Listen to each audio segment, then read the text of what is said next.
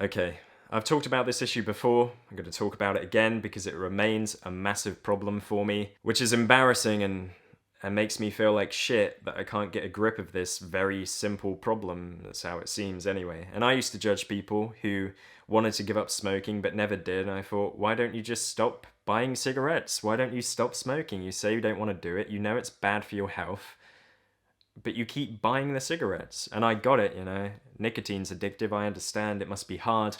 But if you really want to commit to this, you just have to give up cigarettes. Maybe by karmic force, I then developed my own addiction. I realize how hard it is once your brain expects something. And when you don't give in, it's very difficult, man. Your brain's not going to give up easy because it rewards you for these behaviors, whether that's cigarettes, drugs, food addiction, porn addiction, gambling. And you can lose a lot through any of these. Obviously, smoking damages your lungs. Some people smoke and live okay, but we know that it's not good for you to breathe in smoke. Drugs, drugs can make you feel amazing, but they can leave you with massive withdrawal symptoms, reliance issues. They can affect your sanity and your ability to control yourself. They can make you angry. Hitler was addicted to cocaine, and then he made some very irrational decisions. Just one example, you don't want to be like Hitler, do you? Sex addiction, obviously you might end up cheating on your partner or getting an STI. Porn addiction, which I've definitely had in the past. And, sometimes now it's very tempting to just look at porn because it makes you feel good. It's exciting. Oh, there's so much choice. You can just find something new and you get a buzz from it. But can interfere with your relationships. Your partner may not want you to watch porn. And, when it was at its worst, I couldn't get a fucking hard on in a real situation. I couldn't have sex because I'm like, where's the other person at? Where's the threesome? Where's the, whatever. Why isn't it like what I've seen? So I realized porn was a problem and I've, for the most part, given that up. I still every now and then slip up, which Ellen's not happy about, but I try, I really do. However, my biggest issue now is food. Because I'm very unhappy with my life. I'm very disappointed in myself for some of the choices I've made and for wasting time and regretful of certain things that weren't my fault but still happened. And all those negative memories are in my head every day and I feel like a fucking failure, really. There are people in my place of work who are way younger than me and way more successful and will be okay. Maybe that's because it just suits them better. Probably. But yeah, it's difficult, and I'm happy for people that do well, and people in my company, again, they deserve it. The people that do well, they work fucking hard, man.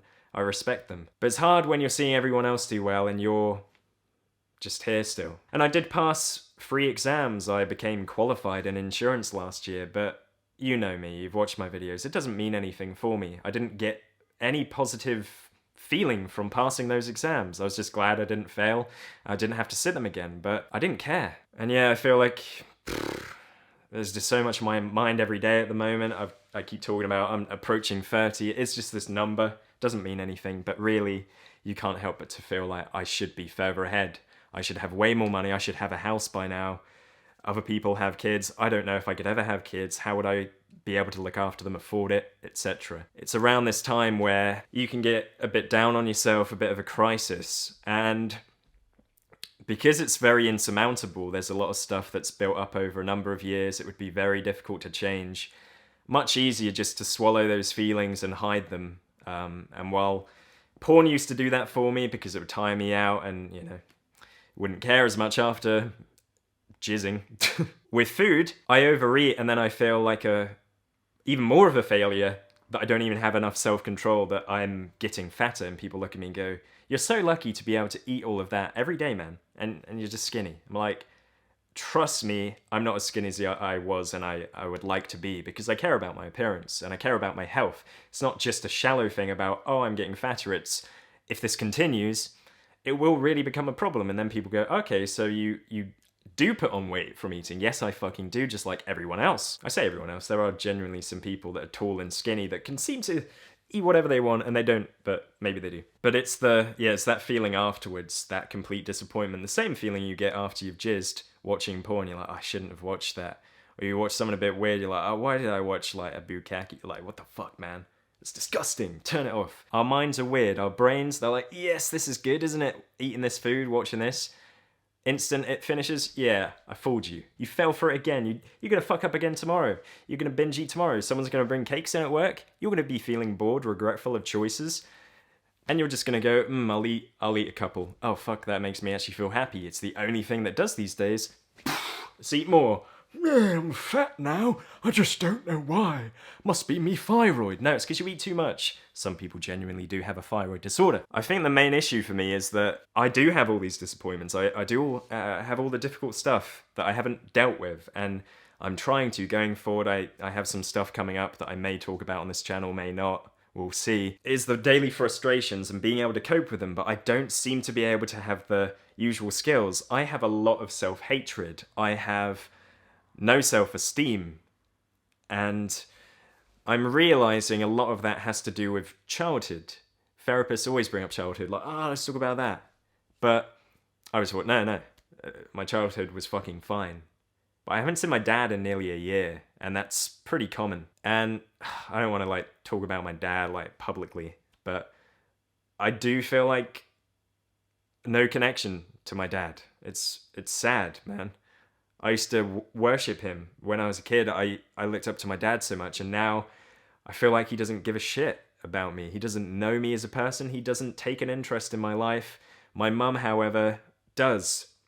But she could never do it on her own, and she never had all the answers. She hasn't dealt with a lot of the stuff I've had to deal with, and she doesn't often know what to say. Even the parent that cares a lot doesn't always help. Sometimes they go, you're fine, and they invalidate your feelings. And if you don't learn to validate your own feelings, you never will deal with them. And I'm not certain, it could be a bunch of stuff, man, but I definitely don't validate myself. When I'm down, I'm just hard on myself, like, you fucking pussy, you failure, you're shit, you suck at life. Instead of hey man, I'm there for you. I know that kid's still in there. I know you're still that child that's scared, and you've been forced into this crazy world, and there's so much fucked up in this world. I'm here for you, man. I know it's tough. But it feels hard to have that voice, to choose that voice, because the other voice is so habitual that I want to hate on myself. I'm used to doing it. And if someone compliments me, I'm like, you're fucking joking, man. I'm a piece of shit. You can't seriously be complimenting me. I'm ugly. I'm fucking hideous. You seriously like my hair? My hair's shit. So there's a lot of deep-rooted stuff, and there nearly always is. It's not about the food, it's not about the cigarettes, it's about what you're running from. And if you don't confront it, if you don't find a way to cope with it, and maybe it is you're in a terrible job, or you're just someone's bullying you, you're in a terrible toxic relationship. If you carry on in that situation and you expect you're going to be able to control your food, no, you're not. You're going to run into the same problem every day, because once that's gone, you don't eat the food. Oh, am I hungry? Yeah, I might eat something. I might eat some junk, even. But I'm not going to eat just to cope with what I'm holding in. This has been a really deep video. Really, sharing a lot of private stuff that's potentially dangerous, putting it out on the internet, but fuck it. I don't really care right now. If you've got any experiences with addiction, whether that's food, anything else, let me know. What helped you get through it? What was your problem? Or what is your problem that seems to be causing this? Because I think I am onto it. I need to find a way out, right? Going back to the childhood thing, if you had parents that reinforce you, and I see parents now, I see my sister has a kid, I'm an uncle now. Last year, I became an uncle. And I see how much love parents give to their children, the parents that are really doing it right. And they, I don't know what that's like. I don't have my own child, but I know what it's like with a dog or another pet, to feel that much love. You're meant to feel that as a kid, and if that might be missing, not necessarily on purpose. My dad's not necessarily a bad person. I just don't think he's made to be a dad, or hasn't, I don't know. He hasn't got the skills himself. Maybe he never learned. If you don't have that for whatever reason, whether it's intentional, you might have a narcissistic, cruel parent, or a parent that's aggressive and beats your mum, whatever. If you have those issues, you're not going to have that foundation in life to go through. And so it's going to be harder. And it's not about blaming, by the way. It's not about going, I'm like this because of my dad. It's about recognizing that, yeah, that might be part of it. But yeah, I always blamed it on acne. and stuff from in my later years, but I realize stuff might have been missing and I just didn't realize it. Anyway, long video, all over the place, no doubt. I don't know what else to say, so I'm just going to end it here.